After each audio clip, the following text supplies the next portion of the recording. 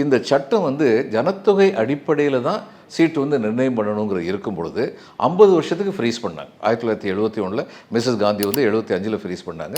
மறுபடியும் வந்து 2026 வரைக்கும் அப்படி இருக்கட்டும்னு வாஜ்பாய் ஃப்ரீஸ் பண்ணார்.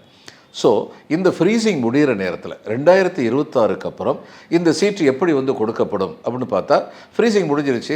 1971ங்கிறது முடிஞ்சிருச்சு. இப்போ 2026 வந்து இவங்க அடுத்த எலெக்ஷன் வந்து 2029 நாடாளுமன்றத்துக்கு தேர்தல் இருக்குது. இப்போ ஏற்கனவே ஹவுஸ் டு ஹவுஸ் சர்வே நடக்க துவங்கி விட்டார்கள்னு எனக்கு டெல்லியிலேருந்து என்னுடைய நண்பர் ஒருத்தர் சொன்னார்.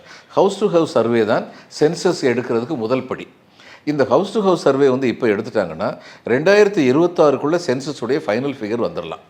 அப்போ 2026 முடிவில் வந்து நீங்கள் வந்து ஒரு டீலிமிட்டேஷன் கமிஷன் ஃபார்ம் பண்ணிங்கன்னா அவங்க எதை வச்சு ஃபங்க்ஷன் பண்ணுவாங்க?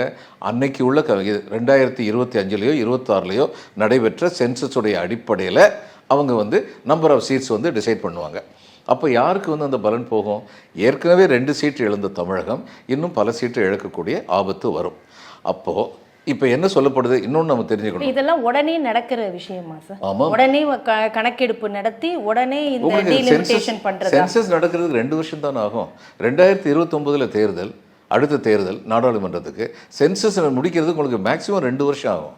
அப்போ நீங்கள் 2025 ஆரம்பித்தா 2026 முடிவில் சென்சஸ் முடிச்சிருவீங்க. அப்போ 2027 வந்து டீலிமிட்டேஷன் கமிஷனை நீங்கள் கான்ஸ்டியூட் பண்ணிங்கன்னா 2028க்குள்ளே அதனுடைய முடிவை சொல்லிட முடியும். அப்போ பார்லிமெண்ட் தொகுதிகள் எல்லாமே வந்து வேறு வேறு மாதிரி போகும். இப்போ இதில் வந்து இவங்க என்ன சொல்கிறாங்க? இவங்க வந்து சீட்டு இழக்க மாட்டாங்க, இவங்களுக்குள்ள 39+1 40 அப்படி இருக்கும் அப்படின்னு உறுதி கொடுத்துருக்காங்க. இது வந்து அரைகுறை உண்மை முழு பொய்யை விட ஆபத்தானது. இப்படி சொல்கிற இவங்க இன்னொன்னையும் சேர்த்து சொல்கிறாங்களா? உங்களுக்கு 40 இருக்கும்போது யூபிக்கு 80 இருக்குன்னு சொல்கிறாங்களா? அதை சொல்ல மாட்டேங்கிறாங்க. ப்ரோரேட்டா பேசிஸ்ன்னு சொல்கிறாங்க. இந்த ப்ரோரேட்டா பேசிஸுங்கிறது வந்து ரொம்ப பட்டவர்த்தனமாக சொல்கிறதுனா இப்படி சொல்கிறது ஒரு ஃப்ராடு. ஏன்னா இந்த ப்ரோரேட்டா பேசிஸ்னால் எந்த ப்ரோரேட்டா பேசிஸ்? 1971 ப்ரோரேட்டா பேசிஸா அல்லது 2026 சென்சஸ் முடிஞ்சோடனே அந்த ப்ரோரேட்டா பேசிஸா? ஏற்கனவே புது நாடாளுமன்ற கட்டடம் கட்டும் பொழுது 845 மெம்பர் இருக்கிற மாதிரி லோக்சபாவுக்கு வந்து நீங்கள் வந்து இடம் அமைச்சிருக்கீங்க. அப்போ அன்றைக்கே தீர்மானிச்சிட்டீங்க நாடாளுமன்றத்தில் உறுப்பினர்களுடைய எண்ணிக்கையை கூட்ட போகிறோன்னு சொல்லி.